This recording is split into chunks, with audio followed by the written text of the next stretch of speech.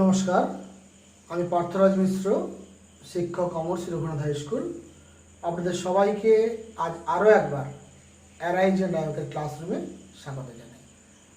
আমার স্নেহের ছাত্রছাত্রীরা, বিশেষত দশম শ্রেণীর ছাত্রছাত্রীরা, আমি এই মুহূর্তে বায়ুমণ্ডল অধ্যায়ের সমুদ্র স্রোতের অংশটি আলোচনা করছি।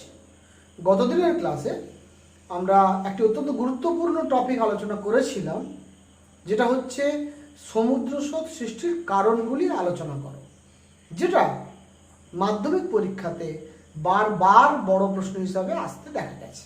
আমি গত ক্লাসেও সেটা বলেছিলাম।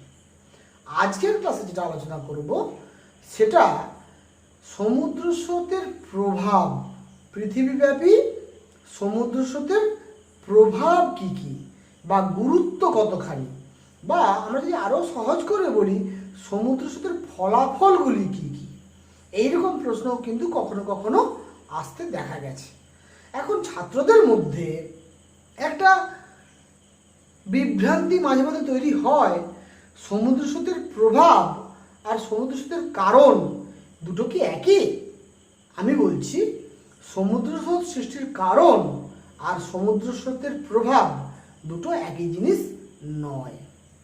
সমুদ্র স্রোত সৃষ্টির কারণ বলতে সমুদ্র স্রোতের সৃষ্টিতে তার গতি প্রকৃতি নিয়ন্ত্রণে যে সমস্ত বিষয়গুলো নিয়ন্ত্রক হিসেবে কাজ করে সেইগুলো হচ্ছে সমুদ্র স্রোতের নিয়ন্ত্রক, বা সেগুলোকেই আমরা বলবো সমুদ্র স্রোত সৃষ্টির কারণ। তার মধ্যে সবথেকে গুরুত্বপূর্ণ কারণ হচ্ছে পৃথিবীর আবর্তন গতির ফলে সৃষ্ট করিওলিস বল এবং নিয়ত বায়ু প্রবাহ। যাই হোক, গতদিন ক্লাসে আমি আলোচনা করেছি, ওইখানে আমি যাচ্ছি না। আজকের ক্লাসে কিন্তু আমি আলোচনা করব সমুদ্র স্রোতের প্রভাবগুলো কি কি, বা সমুদ্র স্রোতের গুরুত্বগুলো কি কি, বা আরও সহজ করে বললে সমুদ্র স্রোতের ফলাফল কি কি। এরকম যদি প্রশ্ন আসে, সাধারণত এই ধরনের প্রশ্ন 3 নম্বরের বা 2 নম্বরের হিসেবে আসতে পারে, সেই প্রশ্নটা আজকের ক্লাসে আমি আলোচনা করব। তাহলে স্নেহের ছাত্রছাত্রীরা, তোমরা একটু মন দিয়ে পুরো ভিডিওটা দেখো। একদমই সহজ বিষয়, ভিডিওটা একটু মন দিয়ে দেখলে পুরো ব্যাপারটা তোমাদের কাছে খুব স্পষ্ট হয়ে যাবে। আমি তোমাদের বোঝার সুবিধার জন্য সমুদ্র স্রোতের প্রভাবকে জাস্ট দুটো ভাগে ভাগ করে আলোচনা করব। এই দুটো ভাগ কি? একটা হচ্ছে মগ্নচড়া সৃষ্টি ও তার বাণিজ্যিক গুরুত্ব। আমি আবারও বলছি, মগ্নচড়া সৃষ্টি ও তার বাণিজ্যিক গুরুত্ব। আর অপরটি হলো উপকূলের জলবায়ু ও জলবায়ু পরিবর্তন। উপকূলের জলবায়ু এবং জলবায়ু পরিবর্তন, অর্থাৎ মগ্নচড়া সৃষ্টি এবং তার বাণিজ্যিক গুরুত্ব, এটা সমুদ্র স্রোতের ক্ষেত্রে কিভাবে প্রভাব বিস্তার করে সেটা প্রথমে আমি আলোচনা করব, তারপরে আমি উপকূলের জলবায়ু সম্পর্কে আলোচনায় যাব। এই মগ্নচড়া সৃষ্টি এটা বলতে গেলে প্রথমেই মগ্নচড়া ব্যাপারটা কি একটু বলে নিতে হবে। মগ্নচড়া, যাকে ইংরেজিতে আমরা বলি ব্যাংক, BANK, মগ্নচড়া। মগ্ন মানে যেটা নিমগ্ন, ডুবন্ত, এই নিমগ্ন বা ডুবন্ত। আর চড়া মানে আমরা চর বা দ্বীপ এইগুলো বুঝি, বাংলাতে আমরা চড়া বলি, সাধারণ আমাদের চলিত ভাষাতে আমরা ওটাকে চড়া বলি। তাহলে সমুদ্রে, বিশেষত মহিষপান অঞ্চলে, মহিষপান অঞ্চল মানে সেটা অগভীর সমুদ্র, তাহলে ওখানে যদি হিমশৈলগুলো গলে যায় কোনো উষ্ণ সমুদ্র স্রোতের প্রভাবান্বিত হয়ে, তখন ওই হিমশৈলের মধ্যে যে অসংখ্য নুড়ি, বালি, পলি, কাঁকর ছিল, সেগুলো কিন্তু ওই অংশে সমুদ্রের জলে, সমুদ্রের তলায় অধক্ষিপ্ত হবে বা সঞ্চিত হবে বা জমা পড়বে। তাহলে একদিকে মহিষপান অঞ্চল, মহিষপান অঞ্চল মানে তার গভীরতা কম, অপরদিকে ওই অংশে দুটো বিপরীত স্রোতের মিলন ঘটবে, অর্থাৎ মেরু অঞ্চল থেকে শীতল স্রোত আসবে আর উষ্ণমণ্ডল থেকে উষ্ণ স্রোত যাবে। এই দুটো স্রোত যখন মিলিত হবে, তখন শীতল স্রোতের দ্বারা যে সমস্ত হিমশৈল বাহিত হতে হতে ক্রমশ মেরু অঞ্চল থেকে নাতিশীতোষ্ণ মণ্ডলের দিকে আসবে, এবং নাতিশীতোষ্ণ মণ্ডলে এসে যখন সেটা উষ্ণ সমুদ্র স্রোতের সংস্পর্শে পৌঁছাবে, তখন উষ্ণ সমুদ্র স্রোতের সংস্পর্শে সেটা কিন্তু গলে যাবে। কোনটা? হিমশৈলটা গলে যাবে। এবং হিমশৈল যখন গলে যাবে সেই জলটা সমুদ্রে মিশে গেল। আর হিমশৈলের ভেতরে যে বিশাল পরিমাণ নুড়ি বালি পলি ছিল সেগুলো সমুদ্রের তলায় অধক্ষিপ্ত হবে এবং ওখানে একটা সমুদ্রের তলদেশে নিমগ্ন বা ডুবন্ত একটা অগভীর চড়া পড়বে, ওইটাকে আমরা বলছি মগ্ন চড়া। তাহলে মগ্ন চড়া এই ব্যাপারটা তোমরা নিশ্চয়ই একটা ধারণা লাভ করতে পারলে। এই প্রসঙ্গে আমি তোমাদের একবার মনে করিয়ে দেবো খালি যে আমি যখন তোমাদের হিমবাহ পড়াচ্ছিলাম, বিশেষত যখন তোমাদেরকে মহাদেশীয় হিমবাহ পড়াচ্ছিলাম, যেখানে আমরা বলেছিলাম আন্টার্কটিকা মহাদেশ এটা একটা মহাদেশীয় হিমবাহের প্রকৃষ্ট উদাহরণ। আমাদের উত্তর গোলার্ধেও গ্রিনল্যান্ড আছে, কানাডার উত্তর অংশ আছে, নরওয়ে, সুইডেন, ফিনল্যান্ড আছে। এই অংশগুলোতেও কিন্তু মেরু অঞ্চলে অবস্থিত হওয়ার জন্য এখানে কিন্তু সমুদ্র উপকূলে আমরা হিমবাহকে অবস্থান করতে দেখব মহাদেশের বিস্তীর্ণ অংশ জুড়ে। এবং ওই মহাদেশীয় হিমবাহগুলো যখন সমুদ্রের একেবারে উপকূল অঞ্চলে এসে পৌঁছাবে তখন কিন্তু হিমবাহগুলো বিচ্ছিন্ন হয়ে, মূল অংশ থেকে বিচ্ছিন্ন হয়ে সমুদ্রের জলে ওই যে বিশাল বরফের চাই বা স্তূপ যেটা হিমবাহ থেকে ভেঙে সমুদ্রের জলে ভাসতে শুরু করেছে ওটাকে আমরা বলছি হিমশৈল। এই হিমশৈলের মধ্যে প্রচুর নুড়ি বালি আছে।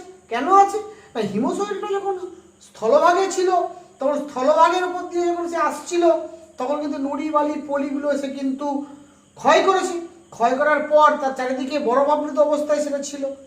পরবর্তীকালে ওই হিমশৈলটা যখন ভাসতে ভাসতে ভাসতে ভাসতে নাতিশীতোষ্ণ মণ্ডলে এসে পৌঁছাবে এবং উষ্ণ সমুদ্র স্রোতের সংস্পর্শে এসে পৌঁছাবে তখন হিমশৈলটা গলে যাবে এবং তার নুড়ি বালিগুলো সমুদ্রের তলায় মহিষপান অঞ্চলে নাতিশীতোষ্ণ মণ্ডলে সঞ্চিত হবে। এইরকমভাবে সমুদ্রের তলদেশে অগভীর মহিষপান অঞ্চলে চড়া পড়ে যে ভূমিরূপের সৃষ্টি হয় সমুদ্রের তলদেশে তাকেই আমরা বলছি মগ্ন চড়া।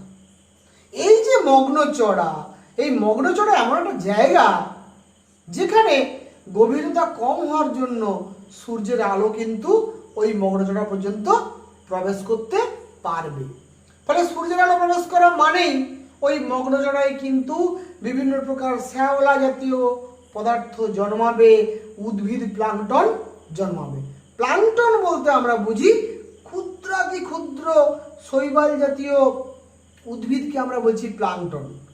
তাহলে যখন এই অগভীর মহিষপান অঞ্চলে মগ্নচড়াতে সূর্যের আলো সমুদ্রের তলদেশে মগ্নচড়া পর্যন্ত অনুপ্রবিষ্ট হওয়ার কারণে যখন ওখানে কিন্তু সালোকসংশ্লেষ প্রক্রিয়ায় সালো জাতীয় বিভিন্ন প্রকার উদ্ভিদ সৃষ্টি হবে যাকে আমরা বলছি প্লাঙ্কটন, তখন ওই উদ্ভিদ প্লাঙ্কটনগুলোকে খাদ্য হিসেবে গ্রহণ করার জন্য সমুদ্রে যে অসংখ্য ক্ষুদ্রাতি ক্ষুদ্র প্রাণীর প্লাঙ্কটন আছে সেই প্রাণীর প্লাঙ্কটনগুলো ওখানে আসবে।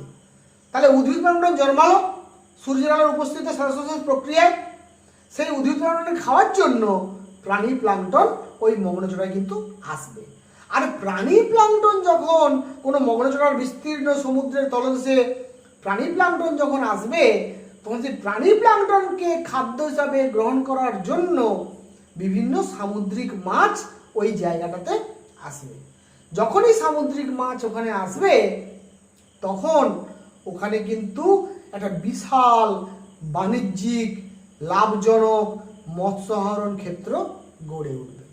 এই যে বাণিজ্যিক মৎস্য আহরণ ক্ষেত্র গড়ে উঠলো, এই বাণিজ্যিক মৎস্য আহরণ ক্ষেত্র গড়ে ওঠার ফলে ওই অঞ্চলে কিন্তু প্রচুর মানুষ সমুদ্রে মাছ ধরতে যাবে এবং সামুদ্রিক মাছ ওখান থেকে শিকার করে ওই সমস্ত মাছগুলোকে কিন্তু বিভিন্নভাবে প্যাকেটজাত করে বিশ্বের বিভিন্ন প্রান্তে রপ্তানি করে বৈদেশিক মুদ্রা অর্জন করা হবে।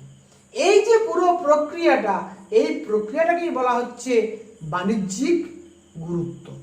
তাহলে মগ্নচড়া এটা কিন্তু সৃষ্টি হয়েছে সমুদ্রের তলায় নাতিশীতোষ্ণ মণ্ডলে মহিষপান অঞ্চলে অগভীর সমুদ্রে। হিমবাহ খণ্ডিত অংশ হিমশৈল আকারে যখন উষ্ণ সমুদ্র স্রোতের সংস্পর্শে গলে গিয়ে তার বালি নুড়িগুলো সঞ্চিত হয়ে চড়া সৃষ্টি করছে, তখন তাকে বলছি মগ্ন চড়া। ওই মগ্ন চড়ায় সূর্যের আলো ঢোকার জন্য উদ্ভিদ প্লাঙ্কটন জন্মাবে, উদ্ভিদ প্লাঙ্কটনকে খাদ্য হিসেবে গ্রহণ করার জন্য প্রাণী প্লাঙ্কটন আসবে, প্রাণী প্লাঙ্কটনকে খাদ্য হিসেবে গ্রহণ করার জন্য মাছ আসবে, মাছকে ধরার জন্য মানুষ যাবে, এবং অসংখ্য মাছের সমাবেশ হওয়ার ফলে ওখানে একটা বিশাল বাণিজ্যিক মৎস্যায়ন ক্ষেত্র গড়ে উঠবে, এবং সেই মাছকে উপকূল অঞ্চলের ওই অঞ্চল দেশের মানুষেরা প্যাকেটজাত করে বিভিন্ন দেশে রপ্তানি করে বৈদেশিক মুদ্রা অর্জন করবে। এটাই হচ্ছে ওর বাণিজ্যিক গুরুত্ব। তাহলে প্রথম যে পয়েন্টটা সেটা হচ্ছে মগ্নচড়া সৃষ্টি ও তার বাণিজ্যিক গুরুত্ব, এটা নিশ্চিতভাবে বোঝা গেল। এটা কিন্তু সমুদ্র স্রোতের প্রভাব হিসাবে আমরা বলব। তাহলে মগ্নচড়া সৃষ্টি হওয়াটা এবং তার বাণিজ্যিক গুরুত্বটা বৃদ্ধি পাওয়াটা এটা কিন্তু সমুদ্র স্রোতের কারণেই হচ্ছে, যেহেতু ওই অংশে উষ্ণ স্রোত এবং শীতল স্রোত মিলিত হয়। এবার তোমাদের আমি একটা ছবিটা দেখে নিতে বলবো। এই ছবিটার মধ্যে কিন্তু আমি সব কথা তোমাদের বোঝানোর চেষ্টা করেছি। এই ছবিতে আমি কি দেখতে পাচ্ছি? এই ছবিতে আমি দেখতে পাচ্ছি এইটা হচ্ছে আমার উত্তর আমেরিকা মহাদেশ, এইটা আমার দক্ষিণ আমেরিকা মহাদেশ। আমি সংক্ষেপে নর্থ আমেরিকাকে NA লিখেছি, সাউথ আমেরিকাকে SA লিখেছি। তাহলে এটা উত্তর আমেরিকা, এটা দক্ষিণ আমেরিকা। এদিকে আছে আমার ইউরোপ মহাদেশ এবং আফ্রিকা মহাদেশ। এর মাঝখানে আছে আমার আটলান্টিক মহাসাগর, ইংরেজি অনেকটা S অক্ষরের মতো দেখতে, আটলান্টিক মহাসাগর। এবং এখানে গ্রিনল্যান্ড বলে একটা বিশাল দ্বীপ আছে। এই গ্রিনল্যান্ডের একেবারে আমরা বলতে পারি পশ্চিম দিক দিয়ে মেরু অঞ্চল থেকে শীতল লাব্রাডর স্রোত সে কিন্তু ক্রমশ নিচের দিকে নাতিশীতোষ্ণ মণ্ডলে নেমে আসছে।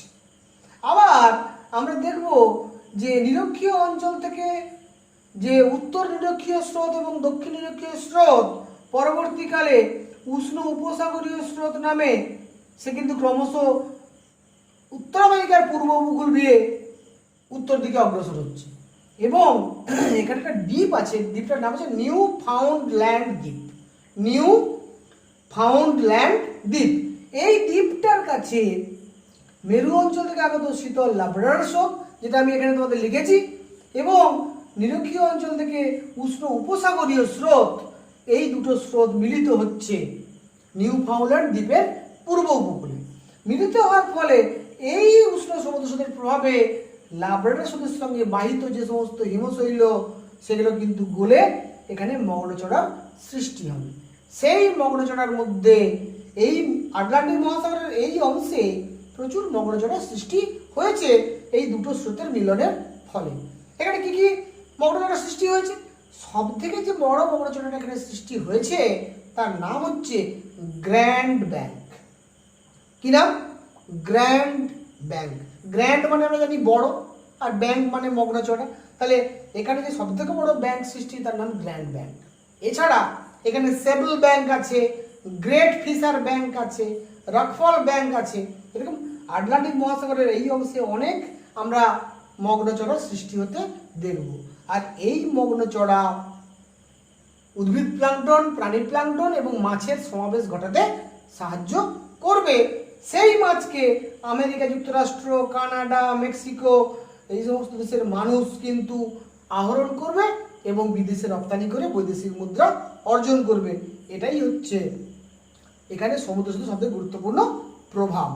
আমি এখানে ইংরেজিতে লিখেছি ফরমেশন অফ ব্যাংকস মানে মগ্নচড়া সৃষ্টি, সাচ অ্যাজ যেমন Grand Bank, Sable Bank, Great Fisher Bank, Rockall Bank etcetera and its commercial importance, এবং এর বাণিজ্যিক গুরুত্ব। অর্থাৎ আমি কিন্তু এখানে ব্যাংকগুলোর নাম তোমাদের লিখে দিয়েছি। তাহলে এটা গেল প্রথম প্রভাব।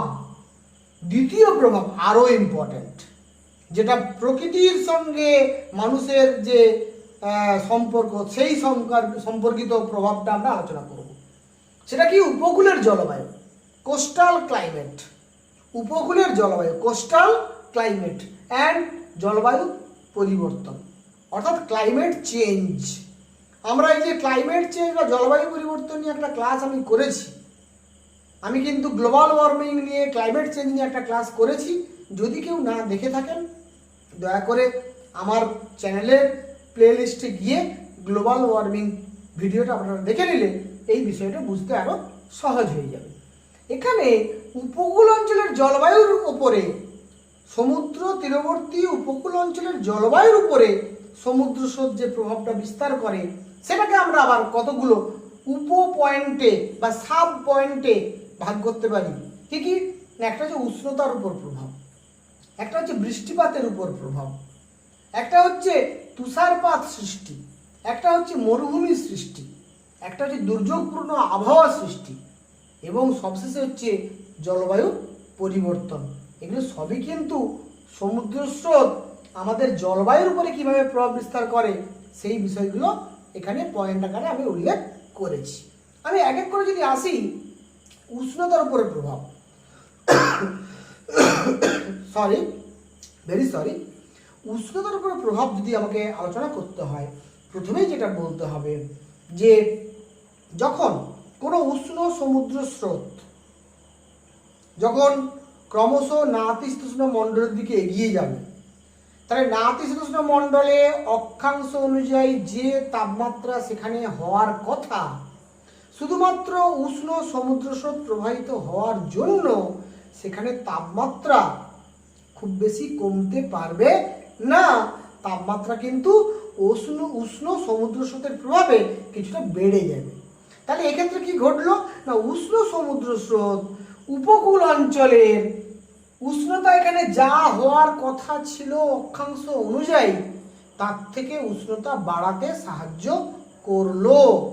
আমরা দেখব যে এই যে উষ্ণ উপসাগরীয় স্রোত, এই উষ্ণ উপসাগরীয় স্রোত কিন্তু আমাদের আমেরিকার পূর্ব উপকূলে যেখানে যে টেম্পারেচার হওয়ার কথা তার থেকে টেম্পারেচার বাড়াতে সাহায্য করে। একইভাবে আমরা যদি একটু পৃথিবীর মানচিত্রের দিকে তাকাই, আমরা দেখব এখানে কিন্তু শীতল কুমেরু মহাসাগর থেকে শীতল কুমেরু স্রোত আফ্রিকার দক্ষিণ পশ্চিমে বেঙ্গোয়ালা স্রোত নামে প্রবাহিত হয়ে ক্রমশ উত্তর দিকে অগ্রসর হয়। এই যে বেঙ্গোয়ালা স্রোত, যেটাকে আমরা বলছি আফ্রিকার দক্ষিণ পশ্চিম উপকূলে বাধা পেয়ে শীতল বেঙ্গোয়ালা স্রোত, শীতল কুমেরু স্রোত থেকে পরবর্তীকালে বেঙ্গোয়ালা স্রোত সৃষ্টি হচ্ছে। এই বেঙ্গোয়ালা স্রোতটা শীতল স্রোত, এখানে কিন্তু টেম্পারেচার তার যা হওয়ার কথা, এখানে শীতল স্রোত প্রবাহিত হওয়ার জন্য এর কিন্তু শীতলতা বেড়ে যায়, অর্থাৎ ঠান্ডা বাড়ে। তাহলে শীতল স্রোত যেখানে প্রবাহিত হবে সেখানে উষ্ণতা কমে যাবে, আর উষ্ণ স্রোত যেখানে প্রবাহিত হবে সেখানে উষ্ণতা বেড়ে যাবে। এটাই হচ্ছে উষ্ণতার উপরে প্রভাব। কার? সমুদ্র স্রোতের প্রভাব। তাহলে উষ্ণ সমুদ্র স্রোত সেই এলাকার উষ্ণতা বাড়াবে উপকূল অঞ্চলে, আর শীতল সমুদ্র স্রোত সেই এলাকার উষ্ণতা কমাতে সাহায্য করবে। এবারে আসছি বৃষ্টিপাতের উপরে প্রভাব। বৃষ্টিপাতের ক্ষেত্রে আমরা দেখেছি যে কখনো কখনো যদি কোনো উষ্ণ সমুদ্র স্রোতের উপর দিয়ে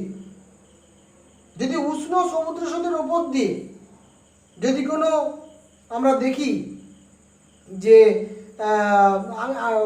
কোনো শীতল বায়ু প্রবাহিত হচ্ছে, উষ্ণ সমুদ্র স্রোতের উপর দিয়ে কোনো শীতল বায়ু প্রবাহিত হচ্ছে, তাহলে কিন্তু সেখানে আমরা দেখব তুষারপাত হবে। কারণ ওই শীতল সমুদ্র স্রোত কিন্তু ওখানে যে ঘনীভবন ঘটবে, সেই ঘনীভবনের ফলে ওখানে যে মেঘ সৃষ্টি হবে, সেই মেঘ থেকে যে বৃষ্টিটা নেমে আসবে সেটাকে হিমাঙ্কের নিচে নামিয়ে তুষারপাত সৃষ্টিতে সাহায্য করবে।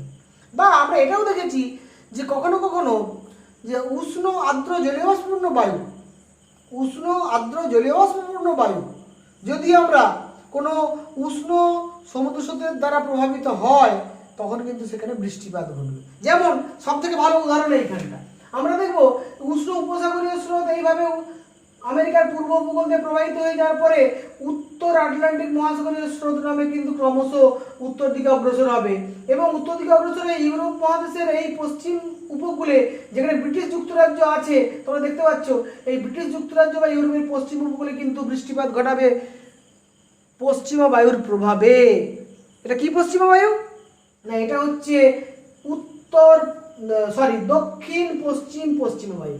এই দক্ষিণ পশ্চিম পশ্চিমা বায়ুর প্রভাবে কিন্তু আমরা দেখব যে উত্তর আটলান্টিক মহাসাগরীয় উষ্ণ স্রোত ইউরোপ মহাদেশের পশ্চিম উপকূলে সে কিন্তু বৃষ্টিপাত ঘটাচ্ছে ব্রিটিশ জলবায়ুতে। তাই আমরা সারা বছর ঝিরঝিরে বৃষ্টিপাত দেখতে পাই। এই বৃষ্টিপাতটা ঘটাতে কিন্তু সাহায্য করছে এই উষ্ণ সমুদ্র স্রোত। ঠিক আছে। আবার আমরা এটাও দেখেছি যে মরুভূমি সৃষ্টি হয় কিভাবে না, আমরা দেখব এখানে যখন জলাবদ্ধতার কারণে ক্যানারি স্রোত সৃষ্টি হবে, যখন এই জলাবদ্ধতা যখন কমপ্লিট করার জন্য এখানে ক্যানারি স্রোত সৃষ্টি হবে একেবারে ইউরোপ মহাদেশের দক্ষিণ পশ্চিম অংশে, যেখানে স্পেন, পর্তুগাল, ফ্রান্স এই সমস্ত দেশগুলো আছে তার পশ্চিম উপকূলে, স্পেন, ফ্রান্স, পর্তুগালের পশ্চিম উপকূলে যেখানে শীতল ক্যানারি স্রোত প্রবাহিত হবে, এই ক্যানারি স্রোত প্রবাহিত হয়ে যখন এটা আফ্রিকার এই উত্তর পশ্চিম উপকূলে আসবে, তার প্রভাবে কিন্তু আমরা এখানে সাহারা মরুভূমির সৃষ্টি হতে দেখব। আমরা শীতল বেঙ্গল স্রোতের প্রভাবে এখানে আমরা কালাহারি মরুভূমির সৃষ্টি হতে দেখব। আমরা এখানে ক্যালিফোর্নিয়া স্রোত সৃষ্টি হওয়ার ফলে, শীতল ক্যালিফোর্নিয়া স্রোত সৃষ্টি হওয়ার ফলে প্রশান্ত মহাসাগরে আমরা এখানে সোনারার মরুভূমির সৃষ্টি হতে দেখব। ফলে আমরা আর দক্ষিণ আমেরিকায় আটাকামা মরুভূমি সৃষ্টিতে দেখব। অর্থাৎ শীতল সমুদ্র স্রোত মরুভূমি সৃষ্টিতে সাহায্য করে। আমরা এটাই বলতে চাইছি যে শীতল সমুদ্র স্রোত কিন্তু মরুভূমি সৃষ্টিতে গুরুত্বপূর্ণ ভূমিকা পালন করে। আবার শীতল সমুদ্র স্রোত তুষারপাত সৃষ্টিতে গুরুত্বপূর্ণ ভূমিকা পালন করে। আর সবথেকে যেটা গুরুত্বপূর্ণ ঘটনা সেটা হচ্ছে যেখানে উষ্ণ স্রোত এবং শীতল স্রোত মিলিত হয়, যেমন এখানে মিলিত হয়েছে উষ্ণ উপসাগরীয় স্রোত এবং শীতল ল্যাব্রাডর স্রোত, এখানে কিন্তু একটা ভয়ানক কুয়াশা সৃষ্টি হয়, প্রচণ্ড ঝড় ঝঞ্ঝা সৃষ্টি হয়, নাতিশীতোষ্ণ ঘূর্ণবাতের সৃষ্টি হয়। তার ফলে ঝড় ঝঞ্ঝা কুয়াশা এখানে প্রায় লেগেই থাকে। অর্থাৎ একটা দুর্যোগপূর্ণ আবহাওয়া সৃষ্টি হতে আমরা দেখি কোন অংশে, যেখানে উষ্ণ স্রোত এবং শীতল স্রোত মিলিত হচ্ছে নাতিশীতোষ্ণ মণ্ডলে। ফলে দুটো ভিন্নধর্মী স্রোত মিলিত হওয়ার ফলে দুর্যোগপূর্ণ আবহাওয়া সৃষ্টি হয়। সেই সঙ্গে শীতল সমুদ্র স্রোত যেখানে প্রবাহিত হচ্ছে সেখানে মরুভূমির সৃষ্টি হয়। শীতল সমুদ্র স্রোত যেখানে প্রবাহিত হচ্ছে উচ্চ অক্ষাংশে সেখানে কিন্তু আমরা তুষারপাত সৃষ্টি হতে দেখব। এবং আমরা দেখব উষ্ণ সমুদ্র স্রোত বৃষ্টিপাত ঘটাতে সাহায্য করছে, যেমন হয় ব্রিটিশ যুক্তরাজ্যের পশ্চিম উপকূলে ব্রিটিশ জলবায়ুতে বৃষ্টিপাত হয়। আবার উষ্ণ স্রোত উষ্ণতা বাড়াতে এবং শীতল স্রোত উষ্ণতা কমাতে সাহায্য করে। এবং সামগ্রিকভাবে জলবায়ু পরিবর্তনে সমুদ্র স্রোতের একটা বিরাট গুরুত্বপূর্ণ ভূমিকা আছে। এই জলবায়ু পরিবর্তনের ক্ষেত্রে সবথেকে গুরুত্বপূর্ণ হচ্ছে, আমরা সবাই জানি এল নিনো এবং লা নিনা যেটাকে বলি আমরা। অর্থাৎ এই যে শীতল পেরু স্রোত প্রশান্ত মহাসাগরে পেরুর উপকূলে প্রবাহিত হয়, সেই যে বছর আমরা দেখব এল নিনো প্রবাহিত হচ্ছে, উষ্ণ প্রশান্ত মহাসাগরের স্রোত প্রবাহিত হচ্ছে, সেই এল নিনোর প্রভাবে কিন্তু আমরা দেখব প্রশান্ত মহাসাগরের জল প্রচণ্ড গরম হয়ে যাওয়ার জন্য এল নিনোর প্রভাবে গোটা পৃথিবীর জলবায়ুর উপর একটা প্রভাব পড়ে। যে বছর এল নিনো শক্তিশালী হয় সে বছর মৌসুমী বায়ু দুর্বল হয়, আবার যে বছর এল নিনো দুর্বল হয় সে বছর মৌসুমী বায়ু সক্রিয় হয়। অর্থাৎ মৌসুমী বায়ুকে যেমন জেট বায়ু প্রভাবিত করে, আবার এখানকার এল নিনো লা নিনাও কিন্তু প্রভাবিত করে। যে বছর এল নিনো বছর সে বছর মৌসুমী দুর্বল, যে বছর লা নিনা বছর সে বছর মৌসুমী সবল। সামগ্রিকভাবে এই উষ্ণ প্রশান্ত মহাসাগরীয় স্রোত, যাকে আমরা এল নিনো বলছি, বিস্তৃতভাবে পরে একদিন ক্লাস করব এল নিনো সম্পর্কে, এই এল নিনো কিন্তু গোটা পৃথিবীর সামগ্রিক জলবায়ু পরিবর্তনে গুরুত্বপূর্ণ ভূমিকা পালন করে। ফলে সমুদ্র স্রোতের জলবায়ু পরিবর্তনে একটা গুরুত্বপূর্ণ ভূমিকা আছে। তাহলে আমার স্নেহের ছাত্রছাত্রীরা, তোমরা নিশ্চয়ই এতক্ষণে পুরোপুরি বুঝতে পেরেছো যে সমুদ্র স্রোত কীভাবে মগরচড়া সৃষ্টি করে, তার ফলে সেই এলাকার বাণিজ্যিক উন্নতি কেমন করে ঘটে। আবার সমুদ্র স্রোত কীভাবে উপকূল অঞ্চলের জলবায়ুতে পরিবর্তন আনে, উষ্ণতা বৃদ্ধি করে, উষ্ণতার হ্রাস করে, বৃষ্টিপাত ঘটায়, তুষারপাত ঘটায়, মরুভূমি সৃষ্টিতে সাহায্য করে, এই ধরনের বা দুর্যোগপূর্ণ আবহাওয়া সৃষ্টি করে কখনো কখনো কিন্তু বিভিন্ন প্রকার জাহাজ অ্যাক্সিডেন্ট হতেও আমরা দেখেছি। এই অংশেই কিন্তু জাহাজ অ্যাক্সিডেন্ট হয়েছিল, টাইটানিক জাহাজ, তোমরা বিখ্যাত নাম শুনে থাকবে টাইটানিক জাহাজ 1912 খ্রিস্টাব্দে যেটা অ্যাক্সিডেন্ট হয়েছিল, সেটা কিন্তু এই নিউ ফাউন্ডল্যান্ডের পূর্ব উপকূলেই অ্যাক্সিডেন্টটা হয়েছিল। দুর্যোগপূর্ণ আবহাওয়ার জন্য দৃশ্যমানতা কমে গেছিল, ফলে জাহাজের ক্যাপ্টেন হিমশৈল দেখতে পাননি, আর হিমশৈলের সঙ্গে আঘাতে জাহাজ ফুটো হয়ে জল ঢুকে অ্যাক্সিডেন্টটা ঘটেছিল। তোমরা অনেকেই ঘটনা জানো, অনেকেই পড়েছো, এমনকি সিনেমাটা অনেকেই দেখেছো, টাইটানিক সিনেমাটা নিশ্চয়ই সবাই দেখেছো। ফলে এই দুর্যোগপূর্ণ আবহাওয়া সৃষ্টির ক্ষেত্রে কিন্তু সমুদ্র স্রোতের গুরুত্বপূর্ণ ভূমিকা আছে। এই পুরো বিষয়টাকে বলা হচ্ছে সমুদ্র স্রোতের প্রভাব। তাহলে পরীক্ষায় যদি তোমাদের 3 নম্বরের প্রশ্ন পড়ে, তোমরা এরকম একটা ছোট্ট করে চার্ট বানিয়ে দেবে এবং প্রতিটা বিষয়ের উপরে 1-2 লাইন করে যদি সংক্ষেপে একটু ব্যাখ্যা করে দাও, তাহলে তোমরা নাম্বার পেতে তোমাদের কোনো অসুবিধা নেই। সেই সঙ্গে যদি এই ছবিটা এঁকে দিতে পারো, তাহলে সোনায় সোহাগা। আমি তোমাদের এই ছবিটা এঁকেছি তোমাদের বোঝার স্বার্থে, যদি পরীক্ষার খাতে তোমরা এই ছবিটা এঁকে দিতে পারো তাহলে আরও ভালো হয়। তাহলে স্নেহের ছাত্রছাত্রীরা, আজকের ক্লাস কিন্তু এই পর্যন্ত। তোমাদের সবাইকে আমার তরফ থেকে যথাযোগ্য ভালোবাসা জানিয়ে এবং সমস্ত সম্মানীয় শিক্ষক মণ্ডলী এবং দর্শক মণ্ডলী যারা আমার চ্যানেল দেখছেন, আপনাদেরকে যথাযোগ্য স্তরে সম্মান, শ্রদ্ধা, শুভেচ্ছা জানিয়ে আজকের ক্লাস এখানেই শেষ করছি। Thank you very much.